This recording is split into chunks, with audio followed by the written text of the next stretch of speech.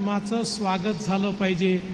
मुलगी जन्माला आल्याबरोबर 5,000 रुपये, ती पहिल्या वर्गात गेली की 5,000 रुपये, ती चौथ्या वर्गात गेली की 6,000 रुपये, ती 7व्या वर्गात गेली की 7,000 रुपये, ती 11व्या वर्गात गेली की 8,000 रुपये, ती 18 वर्षाची झाली की 75,000 रुपये, असे सगळे मिळून 1,00,000 रुपये त्या मुलीला देण्याचा निर्धार आपण या ठिकाणी केला। आणि लेक लाडकी सारखी योजना या ठिकाणी आपल्या राज्य सरकारने सुरू केली।